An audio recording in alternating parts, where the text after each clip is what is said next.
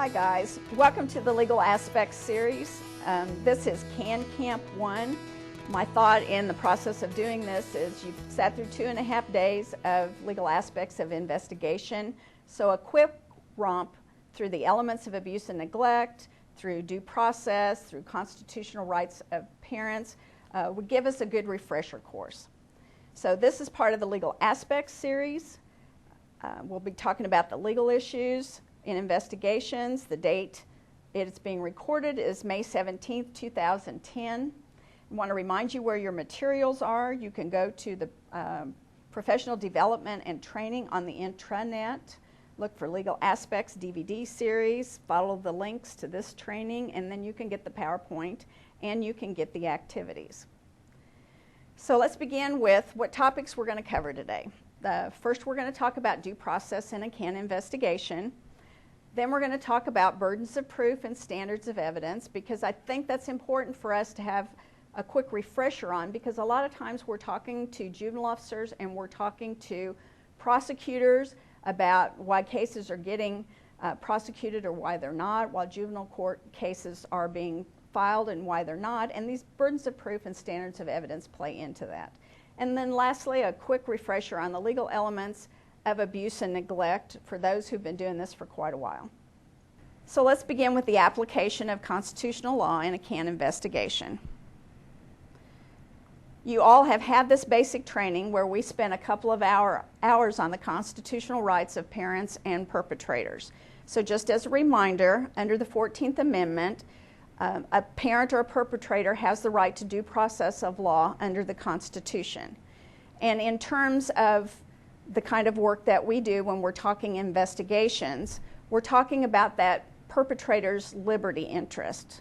Because if we make a finding by preponderance of evidence of abuse or neglect, then that could lead to that person's name being placed on the central registry. And when something like this investigation impacts their livelihood, it is also considered a stigma because they're not able to get employment in this area. These are the constitutional rights that are impacted. It's called a liberty interest. And consequently, the perpetrator must be provided with due process first before his or her name is placed on the central registry. Again, this goes to fairness in government, and this theme of fairness in government kind of applies all the way through the process of the investigation, of making a decision to put someone's name on the registry, whether or not it's upheld at the CAN-RB, and whether or not it's upheld in the courts. So, what is due process then in a CAN investigation? Well, due process is notice and opportunity for hearing in a reasonable time and in a reasonable manner.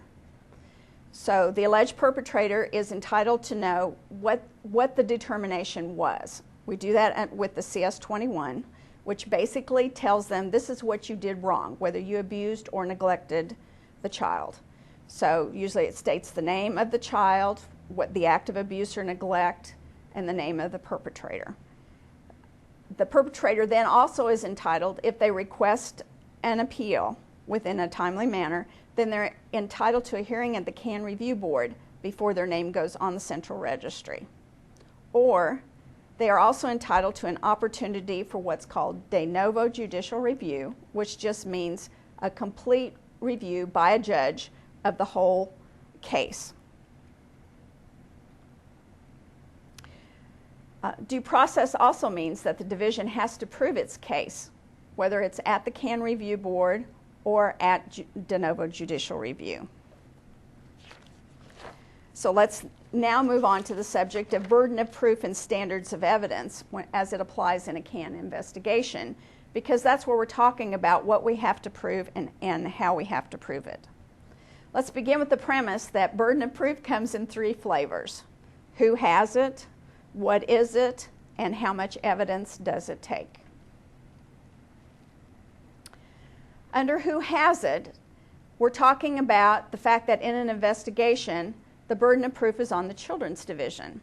The Children's Division, by statute, is required to do the investigation. Therefore, they are the ones with the burden of proof. So what has to be proved? Well, in the Children's Division investigation for abuse or neglect, what has to be proved is whether or not the alleged perpetrator abused or neglected the child. If we cannot meet the legal definition of abuse or neglect, then we don't have enough evidence, and the party who can't meet their burden of proof then loses their case. We talked about who has the burden of proof and what is the burden of proof. Now we're talking about how much evidence does it take to satisfy that burden of proof. And that's going to depend upon what type of case we're talking about.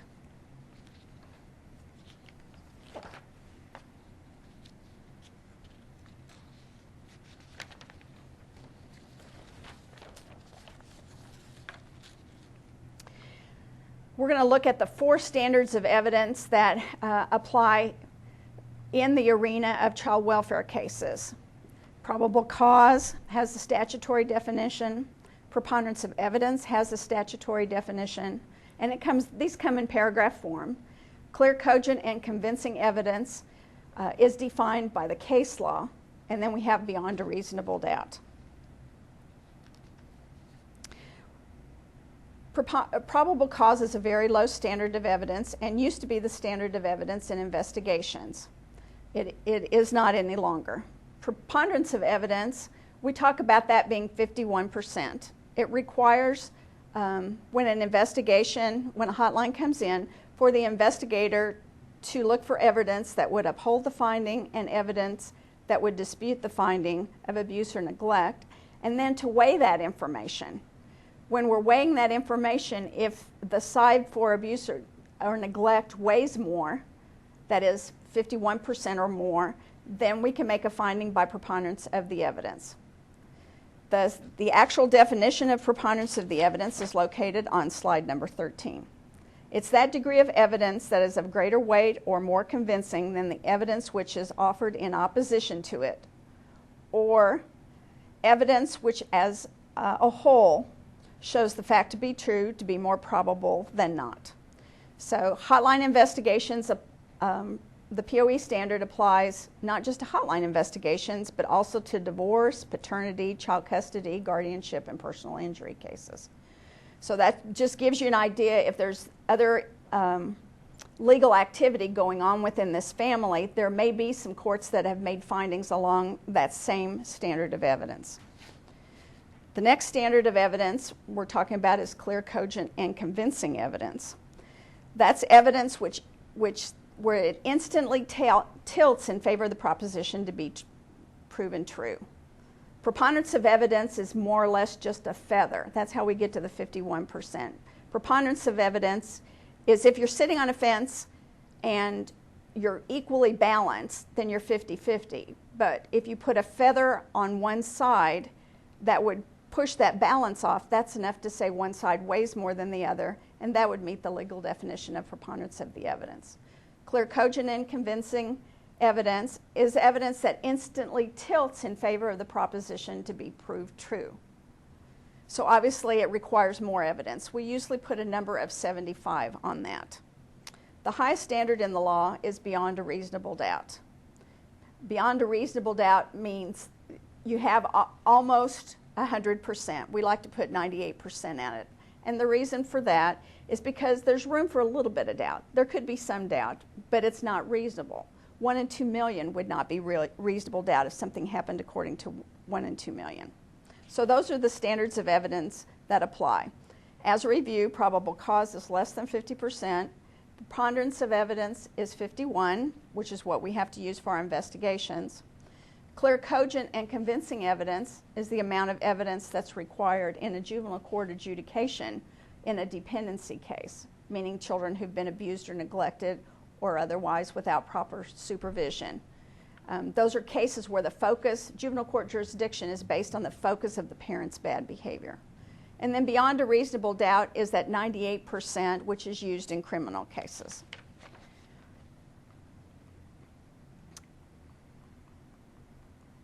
So let's combine all of this when we're talking about burdens of proof and standard of evidence. Okay, so again, burden of proof comes in 3 flavors. Who has it, what is it, and how much evidence does it take? In the hotline investigations, We know by statute Children's Division has the burden of proof. The burden of proof is that the perpetrator abused or neglected the child. That's the what.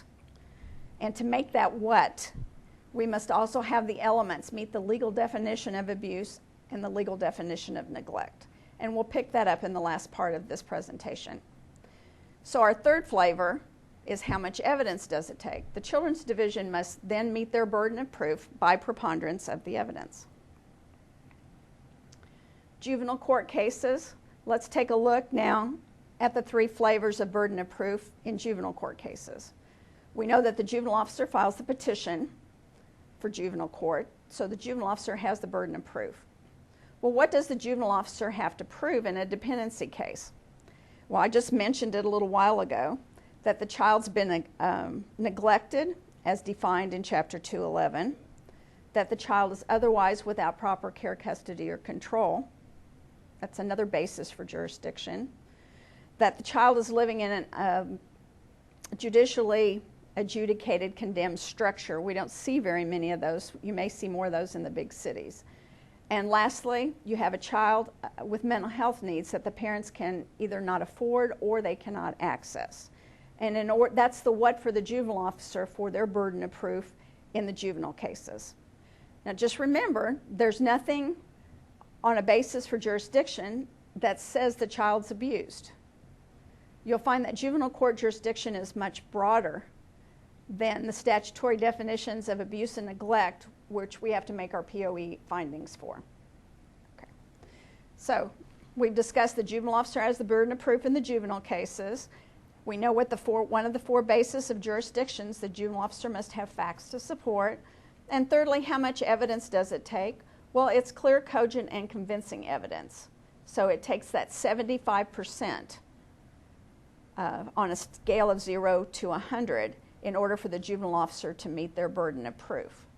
Now, our POE cases are only 51%, so there's a difference of 24%, which means it takes more for the juvenile court cases for jurisdiction. Let's quickly take a look at criminal cases. All right, the prosecutor is the one who has the burden of proof, and the what is the prosecutor must prove that the perpetrator committed the crime charged. So every crime by statute has a series of elements, and they're all going to be different. So the prosecutor's burden of proof is going to depend upon which crime he is charging the perpetrator with. And then the prosecutor must prove his case beyond a reasonable doubt.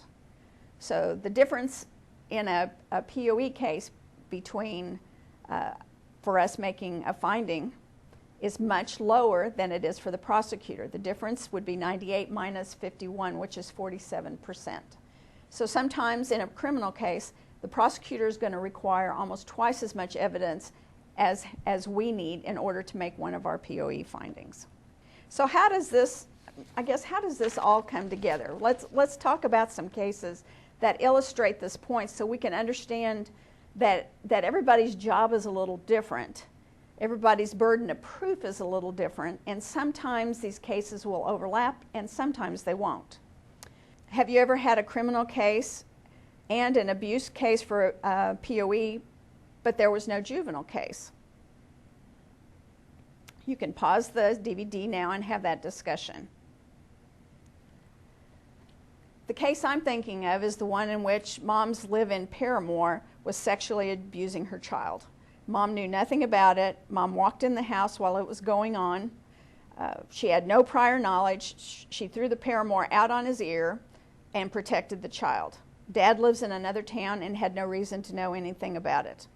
In that particular case, there's probably going to be enough evidence for the perpetrator to be criminally charged. There will also be enough evidence for the division to make a POE finding against that perpetrator. But if mom and dad are protecting, then there's no ability or no need for the juvenile court to be involved. Therefore, you'd only have 2 of the 3. Have you ever had a case where there was a criminal case and a juvenile case, but there was no finding of POE for abuse or neglect? Please pause the DVD and talk about it and share an example that you have. I was thinking in terms of dad is dead, Mom and a teen were having a disagreement. Mom threatened the teen by putting a steak knife to his throat, but there was no mark or cut. So there was no physical injury in terms of the definition of physical abuse. So we could not make a determination of child abuse or neglect by preponderance of the evidence. Clearly, though, this child is otherwise without proper care, custody, and control, which would be one of the juvenile court jurisdictional bases. And also, the child is in imminent danger. You have a parent who's out of control and seriously threatened the life of the child. Clearly, there would be a criminal case in this. Have you ever had a case where you've had all three of these, where there's been enough evidence to make a finding of abuse or neglect by POE, where there's juvenile court jurisdiction, and there's also been a criminal case against the perpetrator? Please stop the DVD and share some of your experiences. The case I was thinking of is the child is 18 months old and ends up in a hospital with broken bones and bruises in multiple stages of healing. Dad admits he lost it and beat the child, and it had happened a number of times before. Mom states she was aware it was going on but was afraid to report it because she might lose her kids. In that particular case, there would probably be enough facts to support all three. There's clearly imminent danger and otherwise without proper care, custody, and support for juvenile court jurisdiction. There's clearly a criminal case.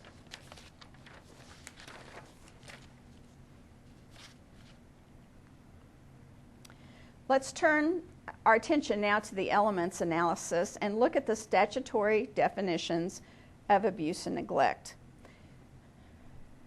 I'd actually like to begin with the first activity.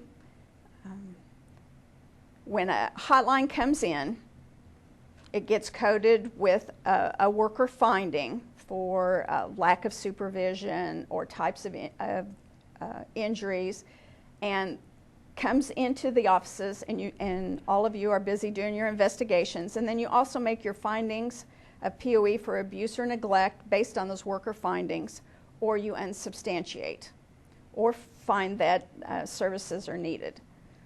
So let's take a minute. On activity 1, I've listed out all the different types of worker findings.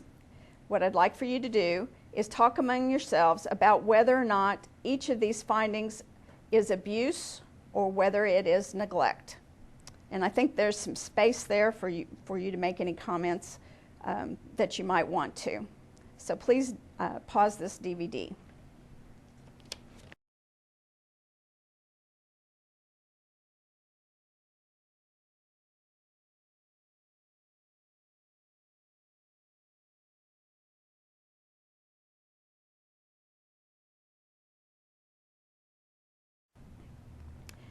Let's discuss the results of this activity. I hope that you found many of these could be abuse and could also be neglect, depending upon the specific facts that would support this type of finding. Clearly, abandonment is a neglect type issue. It gets a little different when you start looking at the wounds. Wounds, cuts, punctures, also fractures. Sometimes they're caused by physical abuse, and sometimes they're the result of neglect, type of lack of supervision, and then the child gets injured. Another one, blaming, verbal abuse, and threatening. It's not physical abuse. It's not sexual abuse. And it's not going to be emotional abuse unless you can connect the dots between the act of the perpetrator and the effect on the child. And usually you're going to need a qualified mental health professional. Meth exposure is another very interesting one. Is it abuse or is it neglect? It falls under neglect at this time because there's no physical injury. Just because the chemicals are on the screen, unless you've got a way to show proof, usually it would take a doctor or something at the hospital of the actual injury, then we're not able to make physical abuse with that definition. So something to consider. A couple of things. The reason this is important activity to me is because the statute requires us to investigate abuse and neglect and to make a finding by preponderance of the evidence for abuse or neglect. What I see a lot in the materials that I review, or when I go to the CAN review board, or when I'm sitting in the circuit court, is that many of the conclusions are made to one of these worker findings. It may say, conclude by POE, lack of supervision, or conclude by preponderance of the evidence, unsafe and sanitary living conditions. Well, unsafe and sanitary living conditions in and of themselves are not neglect. You still have to meet the elements of neglect. And if these particular findings can go either way, then it gets more interesting, because there's actually 5 legal elements of abuse and there's 3 legal elements of neglect. And they don't necessarily overlap. They're not completely the same. So it makes a big difference. One to think about in particular is exploitation non-sexual. At CAN RB one time, one of the board members asked about this case, and the worker was sitting there, and he said, the CAN RB person said, "What is exploitation non-sexual?" And the worker said they didn't know whether it was abuse or neglect. So again, if you have 5 elements of abuse and 3 elements of neglect, and you don't know which exploitation non-sexual is, then it's very hard to have the CAN review board uphold your finding. So it's important to recognize the use of the term abuse and neglect in your conclusions and in your CS-21. These worker findings are still very important for federal reporting purposes. And if you're using the automated CS-21 form, just be aware that if you click on one of the findings as part of your making your conclusion, then be careful and be sure to double check the CS-21 to see how it populates in the letter, whether it puts in the term abuse or neglect. It doesn't matter if you use the particular finding as long as you have the term abuse or neglect. So in the CS-21, it should start with the name of the child victim. It should say abuse or neglect. You could put the finding with the term abuse or the finding with the term neglect, and then have the perpetrator name too available in that spot. We will come back to some of these worker findings as we talk through especially the neglect when we get to the elements of neglect.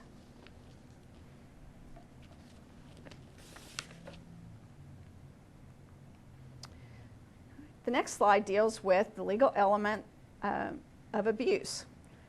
So what we've done is take a paragraph definition, a legal paragraph definition, 210.110 paren 1, and it's been broken down into 5 different parts. So in order to make a finding by preponderance of the evidence for physical abuse, sexual abuse, or emotional abuse, you have to have facts that support all 5 of these elements. You must look for evidence that supports each of the elements. You must look for evidence on the other side. Part of the reason we lose at the CAN RB is because we do not connect the dots between the person we're saying is responsible for care, custody, and control, and having enough facts to also show that's the person that caused the injury. Many times, the legal term for this is called causation. Just because it was Dad's weekend and the child was at his house and Dad meets the definition of care, custody, and control does not necessarily mean that you can make a finding for abuse unless you have enough facts to show that while the child was at his house, he was the one that was responsible for the injuries. The other thing that part of the reason we lose at the CAN review board is we don't always ask questions on whether or not it could have happened accidentally. The third element up there, I believe, is other than by accidental means. We need to develop a series of questions that we ask on a regular basis when talking to the family or talking to the child to rule out information that would show it could have been accidental. For example, ask the child or the family, can you take me through the child's weekend? If you're saying that it happened on a weekend, if you want to rule out it could have happened by accident, find out all the different activities the child was involved in. It will also tell you what adults had supervision or would have been responsible for care, custody, and control at that time. By doing so, we pin the perpetrator down to his or her version of what happened. That way, not only are we doing a complete investigation, but we pin them down to their story, and then we can use that information and further in the investigation to try to rule it in or rule it out that it could have happened that way. Also, on other than by accidental means, the perpetrator doesn't have to mean the act. He doesn't have to mean he doesn't have to mean the injury. We see that a whole lot where the perpetrator's response is, well, I didn't mean to hurt the child. Again, that element doesn't say that they have to intentionally injure the child. What that element is other than by accidental means. So it means, can you rule out that it was an accident? The fact that the perpetrator intended the action should be enough to show that they're responsible for the result. A reasonable person should know that that particular action could result in the injuries to the child.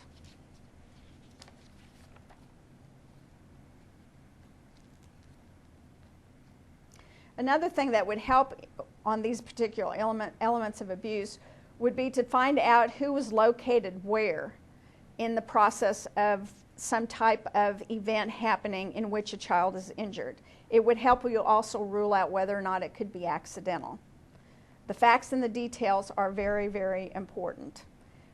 One of the examples that comes to mind is, we all know in domestic violence situations, a lot of time the child will step between the parents, ostensibly to protect a parent. But you don't know that unless you ask them questions about who was where when these events were happening. The example is a domestic violence situation where dad shoves the child out of the way. The child hits the coffee table and ends up with bruising on her ribs. We would need to ask questions that would go to, could it be other than by accidental means? Is there a chance that maybe dad was pushing the child out of the way because mom was going to fall on the child? Or was dad just pushing the child out of the way because the child was trying to protect mom? Okay. The facts and details, again, are very important. Another example of other than by accidental means, a way to rule out other than by accidental means. In one particular case, the mother was having a lot of confrontation with the teenage daughter, and it looked like it was getting physical, and mom went out of her way on 2 or 3 occasions to explain the rules of engagement. In other words, how this fight was going to take place. So clearly the fight was not accidental if mother took that much time to explain this is what it's going to look like. Another example of how something couldn't be self-defense or other than by accidental means would be the case in which the father's paramour, who lives in the house, who cooks for the children and provides discipline for the children, gets in a fight with a teenage boy. Instead of defending herself and pinning the child down by his arms, what she does is she grabs him by the neck and chokes him around the neck. So the thought would be is that it wasn't accidental when she could have pinned his arms and protected herself instead of choking him around the neck. Again, there was a height and weight differential too that makes a lot of difference. Anytime you can document facts that go to the height and weight of the perpetrator and the height and weight of the victim, it will give you more information on whether or not it was accidental and would go to whether or not it was discipline administered in a reasonable manner. At this time, we're going to pause the tape and look at activity number 2. This is an actual case from the CAN-RB. I would like for you to read the case, talk among yourselves in small groups, and make a decision on whether or not you think it meets the elements of abuse or neglect, and if it meets those elements by preponderance of the evidence.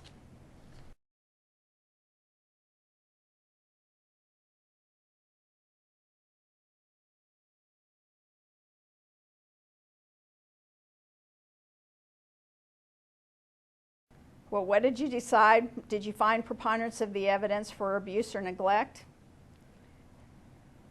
Let's talk about the elements and, from my perspective, how the facts would apply. Element number 1, physical injury, emotional abuse, or sexual abuse. Well, we have a doctor's statement that there was bruising, significant pain that was not much improved. The symptoms had begun 5 days before when he was struck with a wooden paddle, and that it was consistent with multiple forceful blunt trauma. Plus you had pictures of the bruising at that time. The questions I would ask are, what did the mark look like when Mother first saw it, since we're talking about the physical injury? Did Mother describe to Father the size of the bruising when she first told him about it? I don't think that's in there. Is there any medical condition that might account for the bruising? I think we have to ask those questions. We know the child's age, so child's the second element. Other than by accidental, the child was 9. Other than by accidental means, the third element. Mother obviously chose to spank the child with a board made by her boyfriend for spanking after other disciplinary methods were not working. She paddled him. She said her younger child paddled him. I believe she paddled him 6 to 7 times between May 23rd and 26th. Mother said she quit when she saw a mark. I wish we had facts as to what that mark looked like at the time she saw it. Supporting accidental. At best, Mom was trying very hard not to leave bruises and quit when she first saw the mark. Questions for preponderance of evidence, where we have to look at evidence on both sides and then weigh the evidence. Could it have happened some other way? Were there any activities or events over this period of time that might account for the bruising? Did Mother spank the child again after she saw the mark? Was the size and the shape of the bruising consistent with the description of the board? So I think we have some questions there. Let's go to the element of those responsible for care, custody, and control. Clearly, the child was in Mother's care from May 23rd to May 26th. My question to you is, can we connect the dots between the fact that Mother had care, custody, and control, and she was responsible for this injury? Where in the investigation did anyone ask who else had care, custody, and control during this time? Was Mother asked? Was the father asked? Was the child asked? Was the child left alone with the boyfriend during this time? Could the children have been playing and the child be injured in that respect? Did anyone else discipline the child prior to the discovery of the bruising? There's a lot of questions too on dates. What date did the child go back to Father's home?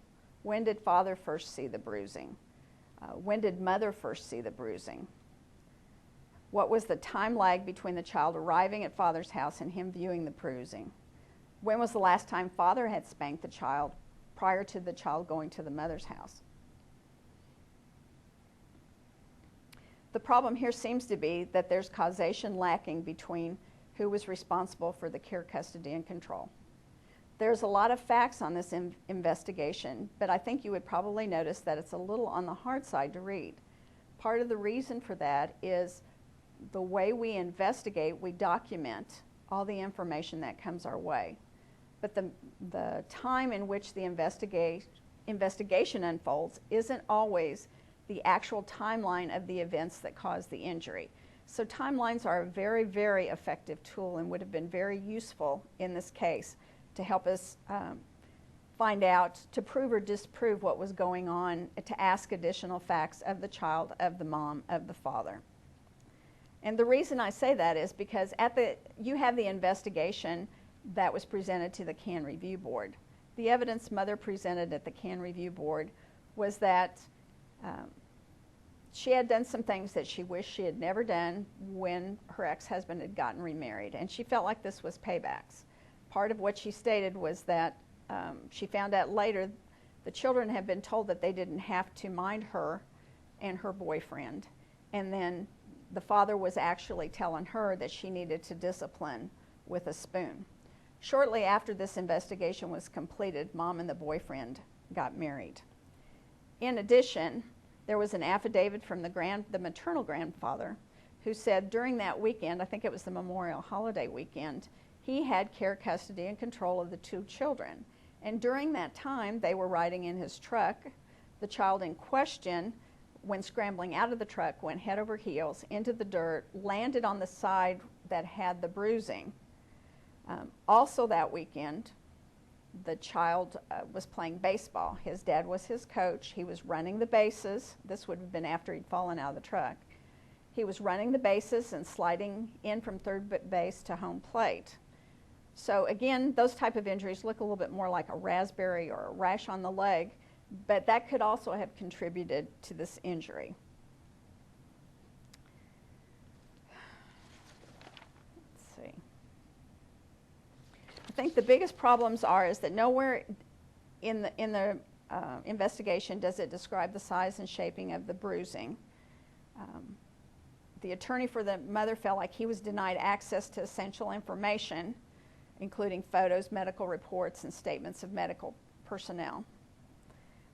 I think Mom was very upset when all of this happened, and part of it is because this started out as an assessment and then was upgraded after a consultation between the worker and her supervisor to an actual investigation. So when Mom was asked many questions about the bruising and she admitted to seeing the marks, she does not state what it looked like, where it was on the body. And at the CAN review board, she talked about there being 2 small marks in the middle of above the middle of the buttocks, when this actual 4-inch oblong bruising was down the right leg. So at the CAN review board, it was felt they did not investigate how the spankings were administered or the actions of Mom. She was not wanting to spank. Father thought she should.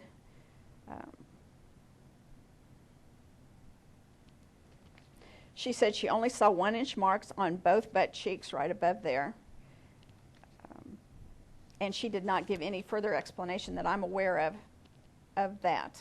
Also, you have to be very careful when a doctor says that injuries are consistent with blunt force trauma, which to us means abuse. Think about where the doctor got his information. He got it from the dad and stepmother when they took the child to the doctor and gave them their factual version of what happened.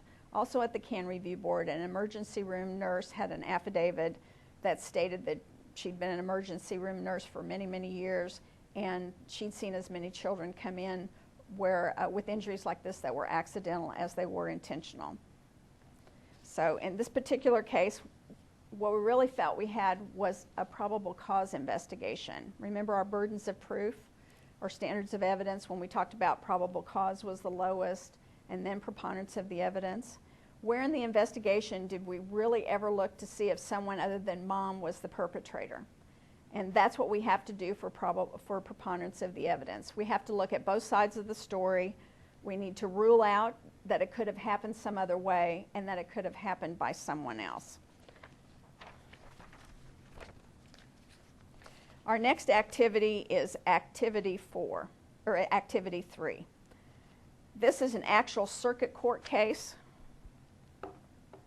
It has been rewritten to remove all the identifying information, but this is an actual judge who made his findings after many days court trial as to put someone's name on the registry. So I would like for you to very much read this and find the elements, mark, highlight the elements of abuse or neglect that you found in there, and then let's talk about how this judge concluded to the elements of abuse or neglect.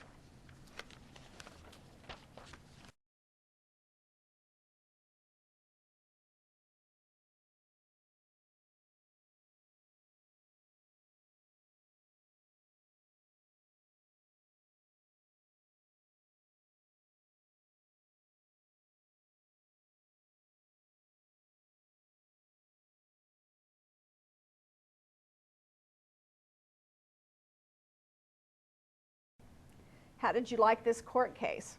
I think it should be very clear to you that this judge found for physical abuse, found for emotional abuse, and also found for neglect, and that this perpetrator's name is on the central registry. This case is actually from, the decision was made April 24th, 2008. So let's talk about what in this particular judgment goes to the elements of abuse or neglect. The first page, if you'll notice starts and talks about the findings of fact. So he talks about how the perpetrator, who's the petitioner in this case, is an individual. Item 4 says that the child was under the age of 18 throughout this whole process, so that's one of our elements of abuse. The perpetrator operated the boarding school. Mom delivered the child to the boarding school. And number 7 goes to how the child was a normal child at the time he was delivered to the school. Then there's a couple of paragraphs that go to care, custody, and control by the perpetrator. The mother executed a durable power of attorney for the petitioner. Number 9, the petitioner agreed and did assume parental authority and control of the child. Again, this is a judge's way of writing it, but it's pretty clear that at this point we have care, custody, and control. Item number 10 is the factual basis for the discipline that was administered to this child over different periods of time. I think what we're looking at is about 7, 13, 20, 23, almost a 2-year period of time during which this child was at this boarding school, and the number of swats that were administered. Then the facts go that the child began to drool, lost control of his bowels and his bladder, and had to wear an adult diaper. He required assistance into the shower, which goes to the facts that somebody knew about the amount of injuries to him.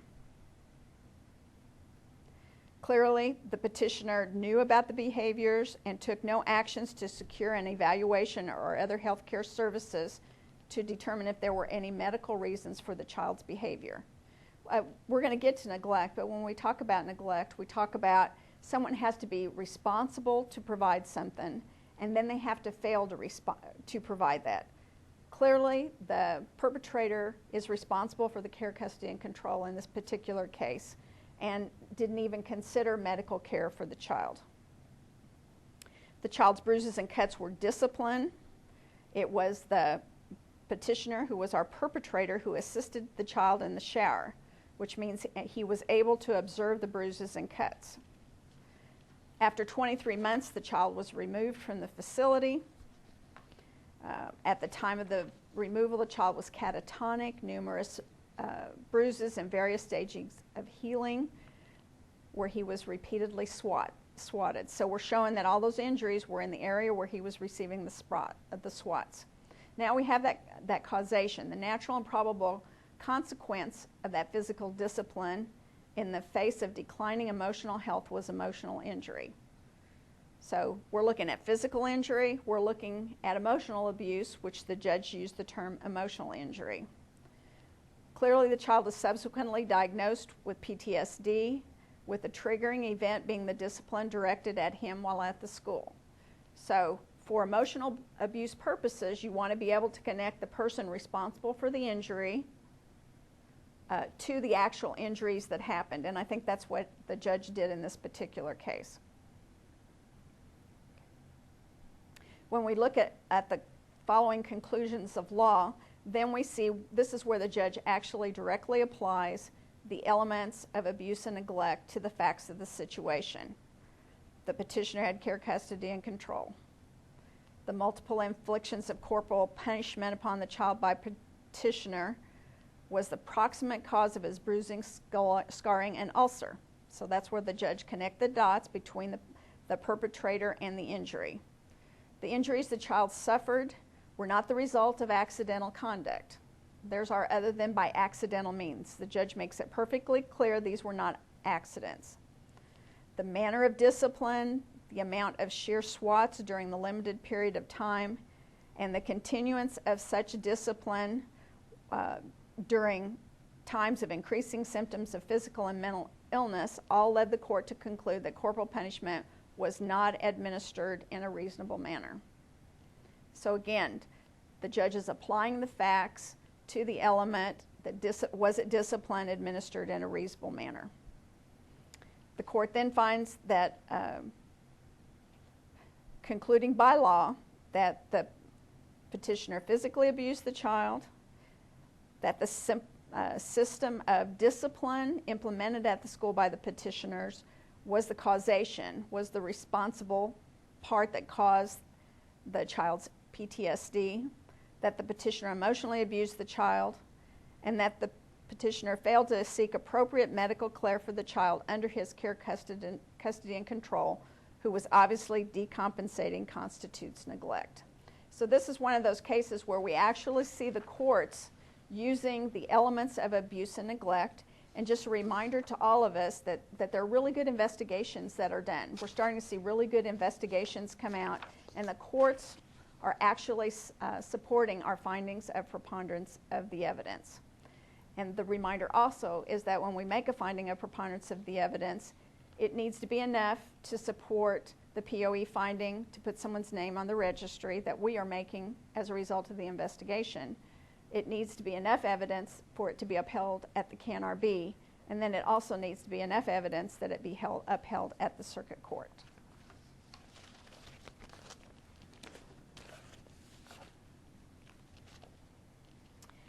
Let's move on to activity number 4.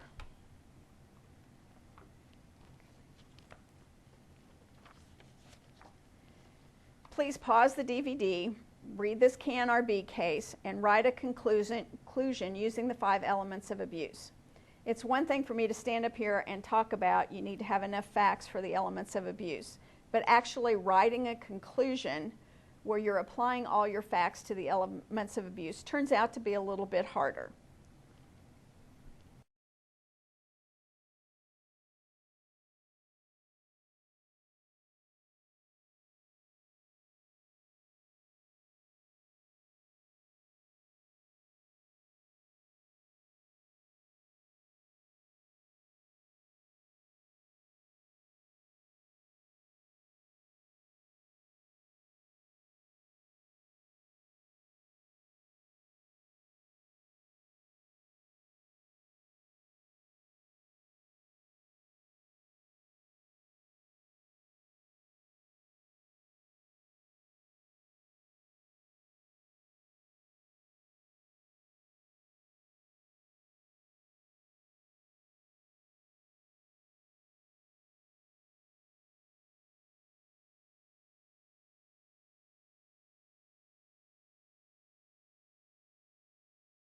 So were you able to write a conclusion that met the elements of physical abuse?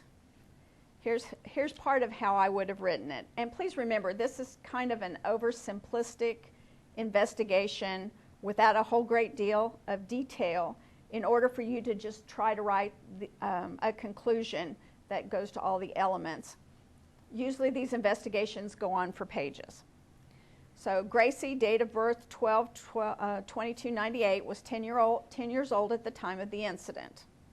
Lena, date of birth 9/4/03, was 5 years old at the time of the incident. So element number 1 has been met. The alleged perpetrator is the child's adoptive mother. Okay. So as the adoptive mother, she meets the definition of care, custody, and control of the child. As to physical abuse was inflicted on the child by the alleged perpetrator, the child gave clear, consistent statements that mom had whipped them with a belt on their legs, and the bruising was visible and documented. Also, mom admitted to whipping the girls with the belt. The important thing of this particular exercise is this next element, when we're talking about the physical abuse was inflicted other than by accidental means. In this particular case, you could say that the abuse was not accidental, as the mother had discussed this, as the worker had discussed this with mom, because there had been a previous hotline response. And at that time, the worker had told mom that she needed to be in control of herself when disciplining the children, and that it's easier to cross that line when using a belt.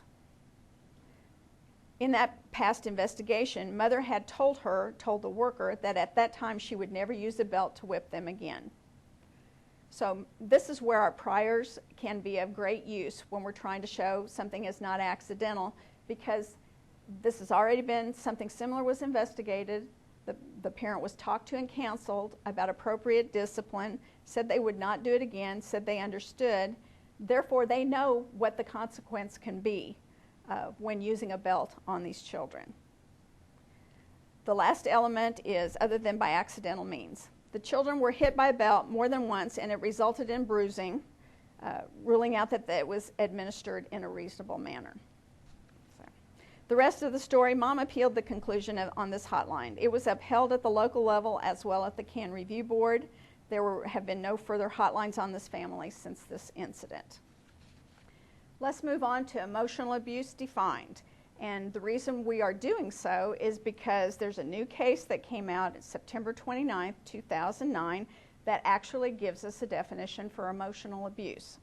The name of the case is State versus Moran, M-O-R-A-N.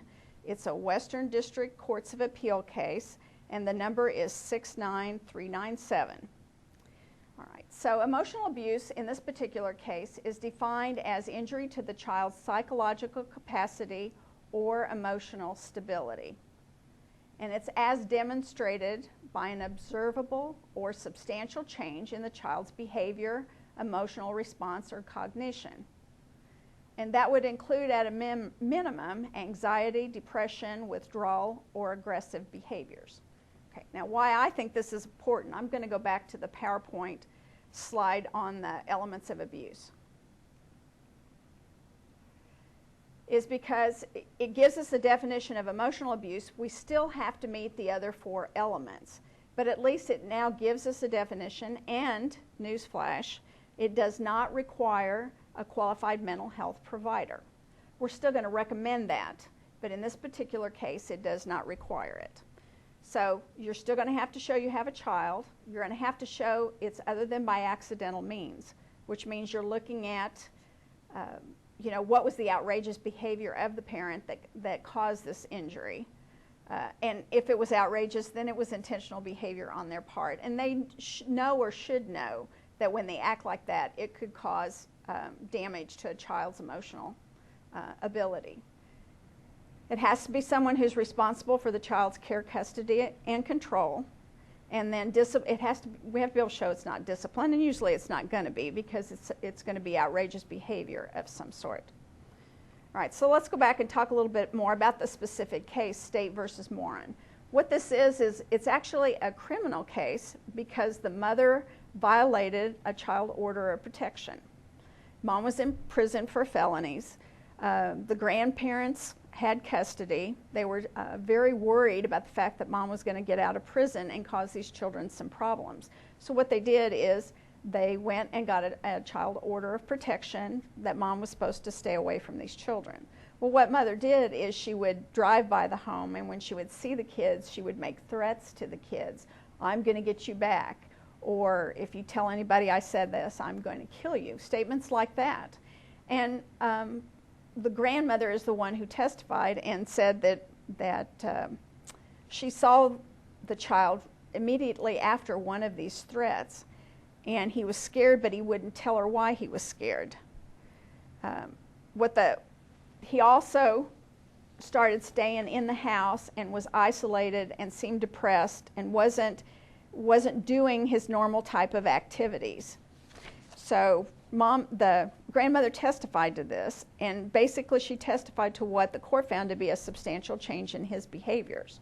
He isolated himself, he quit playing outside, he became noticeably reticent, and he lost weight because he quit eating. He also at times became more aggressive and would cry more often. So Moran's intentional and malicious remarks resulted in an observable or substantial change to the child's behavior and emotional stability, and the court concluded that this conduct was emotional abuse. As the definition of abuse in child orders of protection is very close to ours, other than for the care, custody, and control piece, this gives us indication of what it takes to make a case for emotional abuse. So what we're recommending is that collateral contacts and other multidisciplinary team members may be able to provide the information you need to make your POE finding for emotional abuse. Best practice, again, would include a qualified mental health professional whenever possible, because you've got to be able to connect the dots between the outrageous act of the parent and the effect on the behavior or the emotional, cognitive part of the child. Another thing that you also, on the other than by accidental means, is you also need to take care to rule out that this child's changes in behavior, their emotional, cognitive behaviors, are not caused by something else. You need to be able to connect the dots to the actions by the perpetrator on the child. Now let's take a look at sexual abuse. We're just going to talk briefly about sexual abuse. I think one of the big concerns are the statements of the child. I think whenever possible, we don't want to base the whole investigation on the statements of the child, because that would be the basis for the POE finding at the CAN Review Board, at the circuit court, and maybe the basis for the criminal case. So anytime we can find and investigate information that makes the child's statements more truthful, more consistent, or have other information that will corroborate the child's statements, that would help us in that investigation. So what I'd like to do at this point is talk to you about an actual court case in which the judge, this is a Missouri Western District Court of Appeal case that was handed down December 8th of 2009, that talks about the child victim's testimony. And again, I think this is a criminal case. This is a juvenile court case is what it is. It's not one of our POE cases, but I still think that this information can be used in our investigations. In evaluating the child's statement, what the court did is the court looked at, number one, the spontaneity and consistency of the statements of the child. Two, the mental state of the minor giving the statements. Three, whether the minor had a motive to fabricate. And four, whether the minor uses terms unexpected for his age. So these, this information, if you have information that goes to the fact that child can give detailed statements involving sexual activity that are beyond his years, then those kind of details are very good to use in the investigation, because a child that age should not have that information. On the other hand, we also have to rule out that the child doesn't have some prior knowledge of this information. So questions to the mother or the father or the grandparents about, is there any reason why the child would have any knowledge of this kind of sexual activity? So try to rule out the possibility that the child accidentally found out about this information. The details of the child's statements are important. One of the seasoned investigators, who's now PDS in the state office, talked about how sometimes the child talks about details that don't seem related to the sexual abuse, but yet might be important to the case. Maybe there's an interruption because something's burning on the stove, or maybe the act of sexual abuse gets interrupted because someone comes running in the house, or because a door slams. These are, if you can pin that information down, if there are other family members that you can talk to about the possibility that this happened on at the dates and times that are involved, again, that will kind of help to corroborate the child's statement, even though it doesn't seem that it goes with what we're talking about.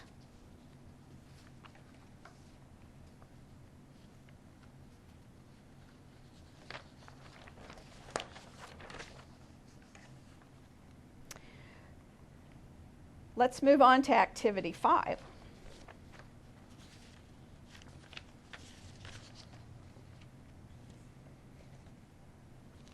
This is another one of these cases where we've got a sexual abuse allegation, and this is an investigation.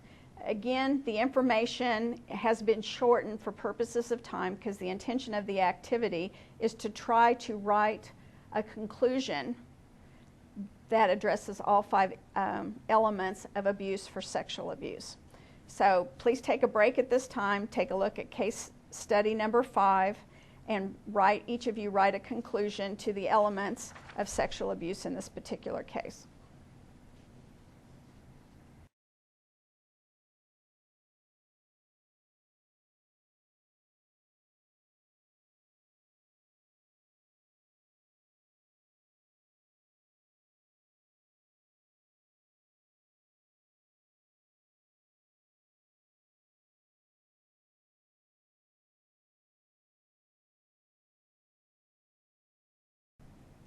The purpose of Activity 5 is really to talk about all 5 elements of sexual abuse.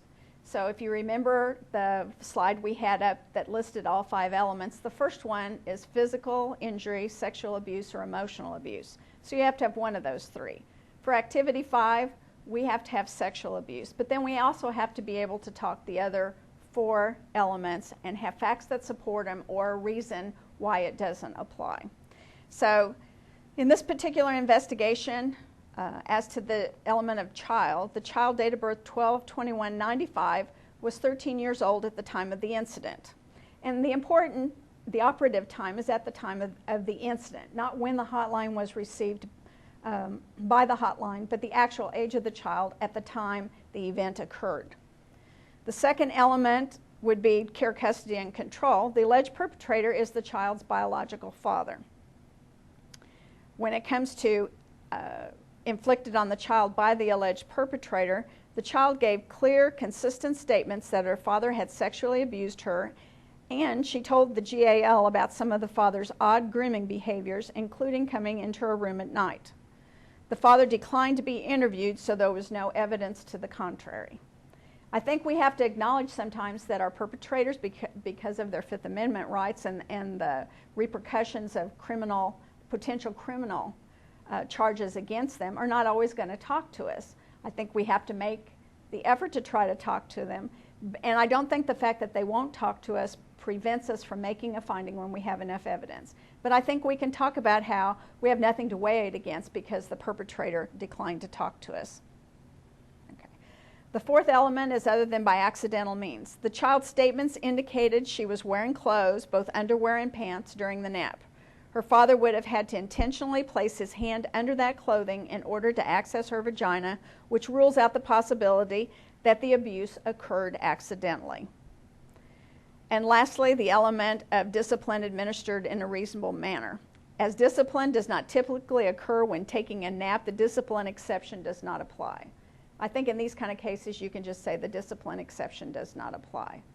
Now there are times when a perpetrator will say, oh, it was accidental, or I was disciplining her, I went to grab her to discipline her, and as she moved away from me, my hand accidentally touched her breast, or I was spanking her and my hand accidentally went between her legs. I actually read an investigation that had that information in it. Again, it's not discipline, that's not discipline, especially when you balance it against the fact that the child said it had happened over and under her clothes over a period of time. It wasn't just a one-time accident. So let's move on then to neglect. I think sometimes neglect is much harder than abuse is. When we talk about doing an investigation for neglect, concluding to a neglect, making sure the courts understand and the CAN-RB understands the neglectful situation and how it could have harmed the child or the risk to the child. So that's, we're going to talk a little bit about that. And again, we've got some good news because we're starting to hear from judges on this issue too, and they're finding in our favor. But the most important thing on neglect when we're dealing with something is just because you find a child out on a road all by the child, all alone, and they're 3, 4, 5 years of age, it does not give you a POE finding for lack of supervision. You still have to do a complete investigation and find out the facts. One of the most important things that I think helps us with our neglect cases is when you can give a period of time for which the neglect took place.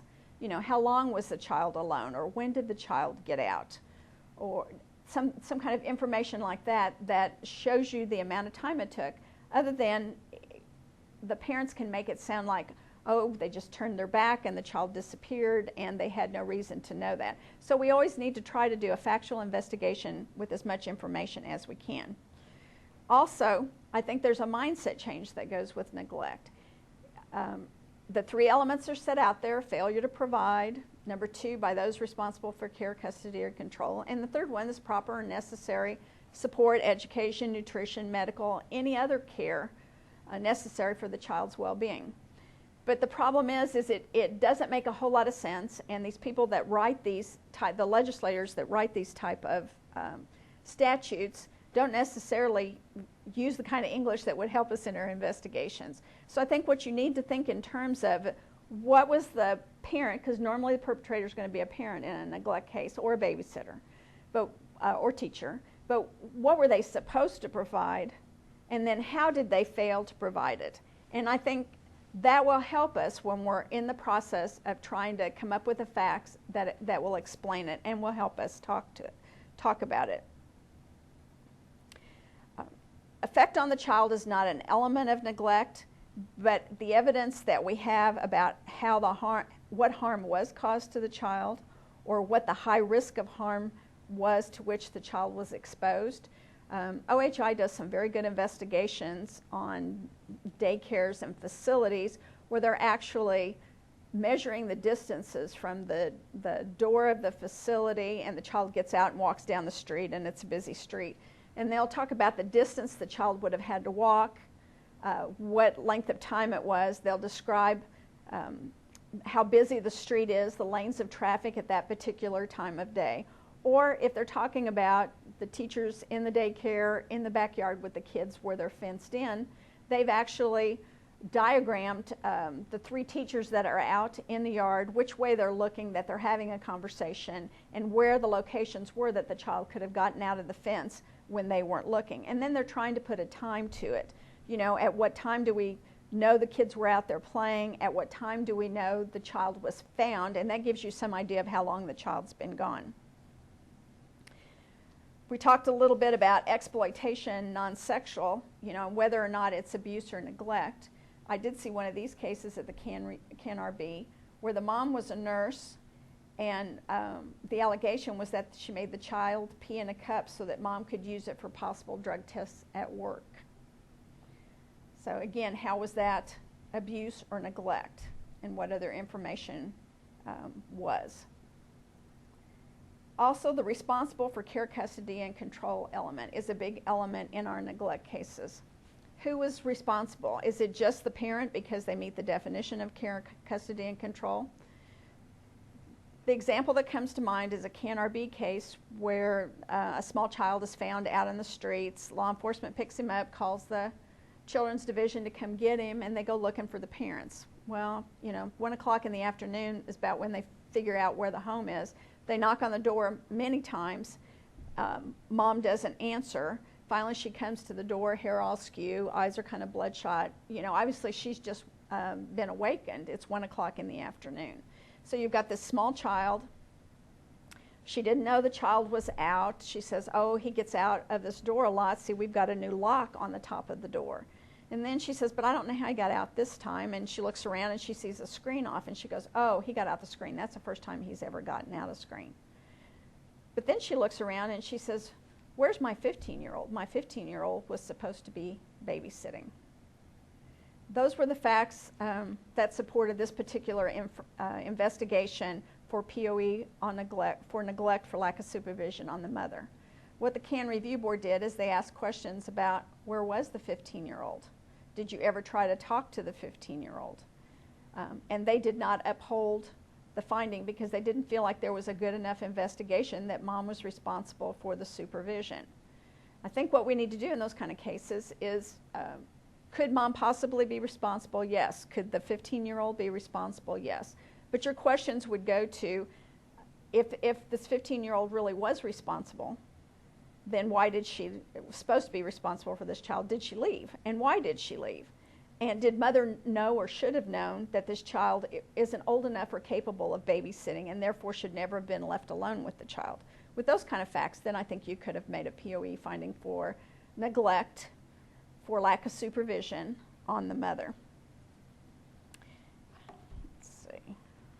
At this time, we're going to take a look at activity number 6. And this time, I'm asking you to be the judge. Read this case and decide if you would find that mother neglected her daughter by a preponderance of evidence. If so, what facts support the 3 elements of neglect?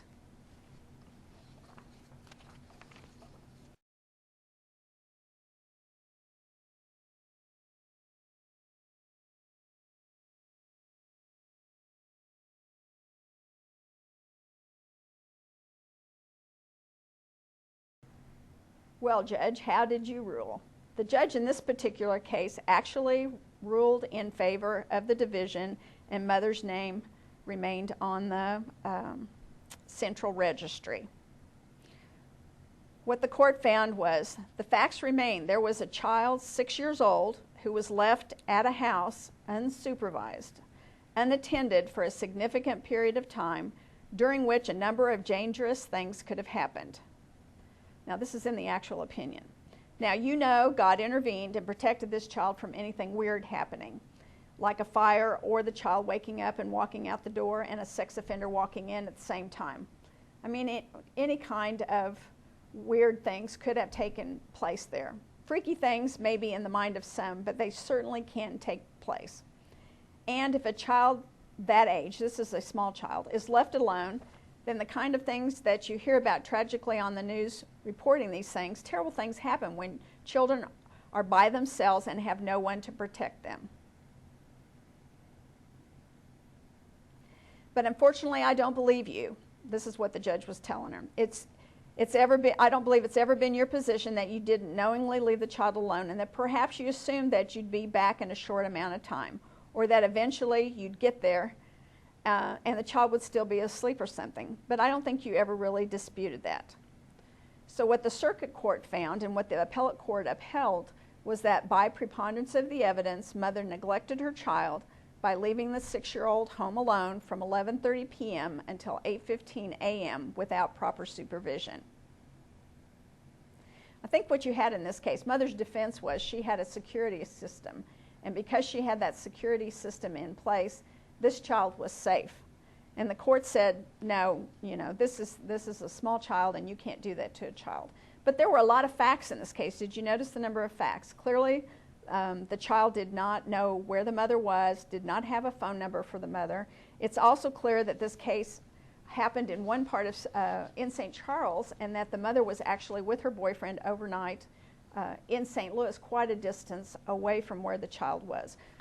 What we really think happened is that the child maybe woke up and went looking for mom and tripped the alarm by going out to look for her car, and that was what started the whole investigation to begin with. So again, this is from the Eastern District, this Court of Appeals case, in the interest of TJ, that found that the mother had neglected the child by leaving her alone, gave a specific amount of time that mother had been gone, and then this person's name will remain on the central registry. So that was kind of a great activity for us. Now let's look at activity 7. Again, you'll have to pause the DVD and read the case and decide whether or not you would uphold the division's determination of neglect on the parents by a preponderance of the evidence.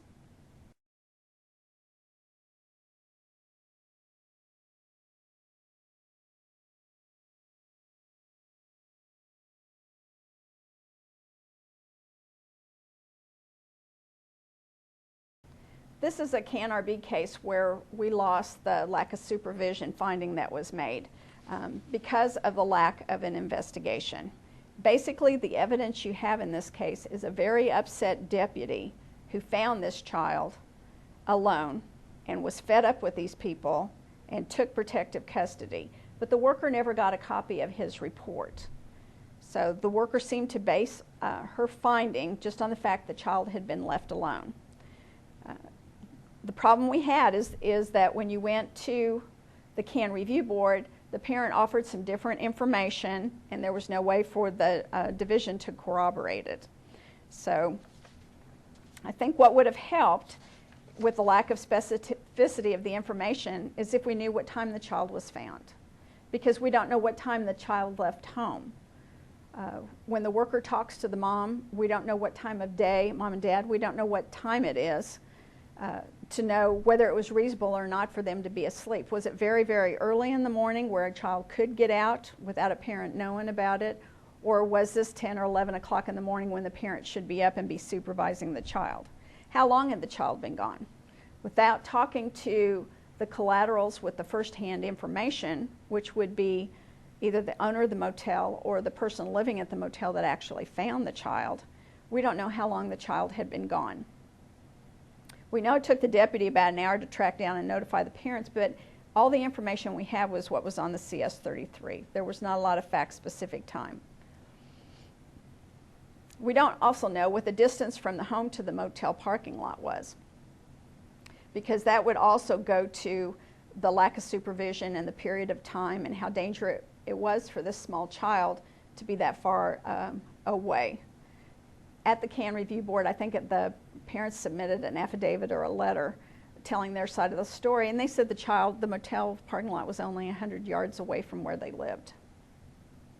Also, an estimate of how long it would take the child to get there and back. Whether the child left immediately after mom said no or much later. How many of you have small children that they wake you up and want to do something and you tell them no and they're supposed to go back to bed? Do they do that? Did the child leave immediately after mom said no or much later? It seemed like it was a busy street, but we don't have any information as to how busy the street was. So we don't know the number of lanes of traffic that the child crossed, the speed limit, the number of cars that were going by, or what time of day it was. Factual information can provide the inference that this was a busy, dangerous street and would put the child at risk. Again, this is a great example of the importance of the collaterals that have the first-hand information. Those are the people that actually experienced, saw, touched, heard, felt the facts upon which the investigation is based. And sometimes we need to talk to those people. We also needed information to refute the parents' statements. One of the things, the parents said they were sleeping on the couch a few feet from the door, but they said they didn't hear it. The child leave. They'd been up late all night because this child was up quite a bit.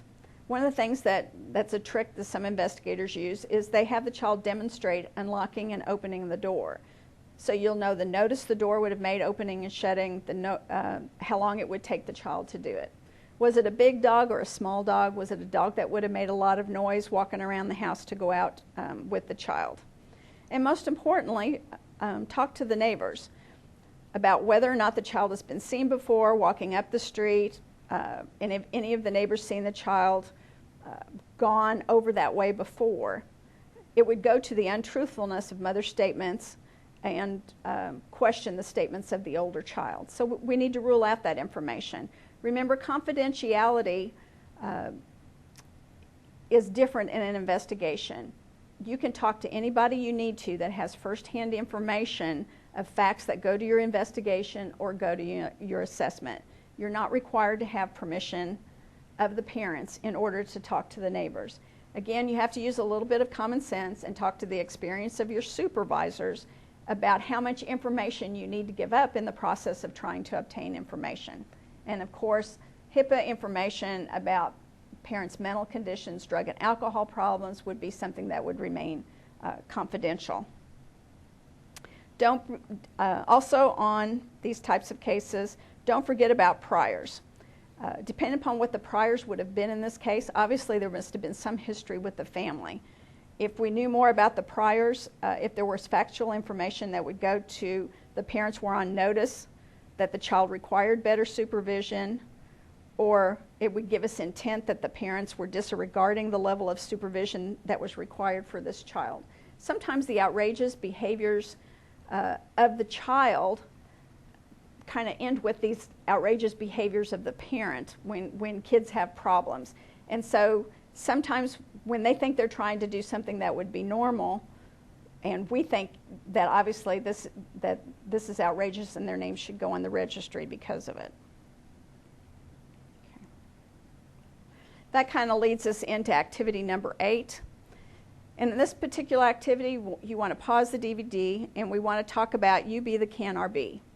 Determine in this particular case if you would uphold the division's finding or not.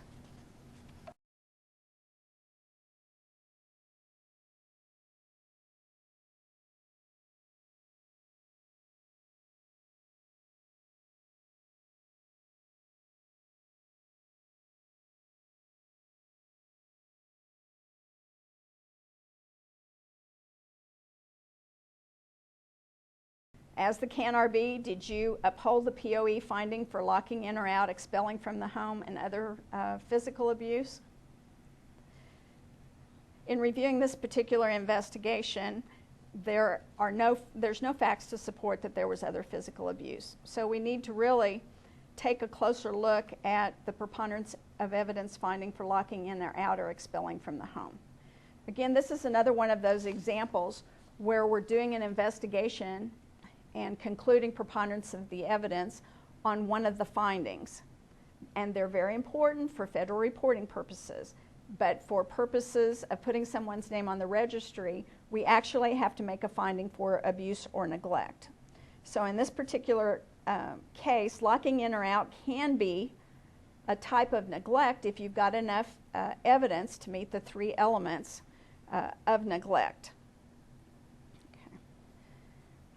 Again, as I started to tell you earlier, there are many times that these kids have outrageous behaviors, and parents may be very misguided in how they choose to discipline or supervise their children.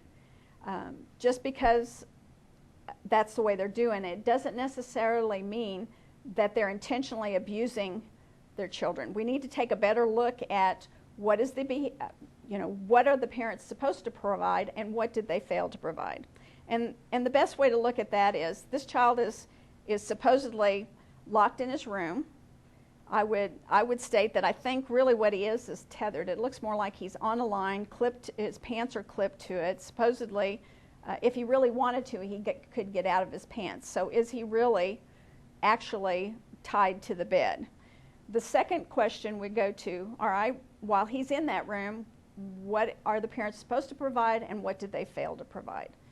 So we look in terms of adequate basic care for supervision. Is he getting food? Does he have access to a bathroom? And I think in this particular case, we don't have any evidence on those points at all.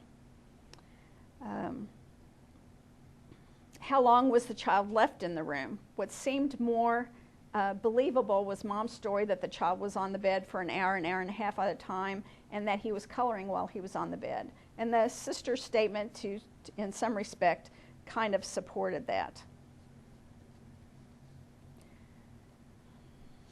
The parents talked about how what the child had been doing is he'd been stealing from the purses and stealing and wandering around the house, and they wanted him to stay in his room, and they were trying to get him to focus on the behavior that they wanted him to do. Now, is tethering a child to a bed a good thing to do? No, it is not. It's misguided parenting, and this is where those great services we have, those assessments and the availability of services to work with parents who have children with higher needs. This is where we can do really good work in that point.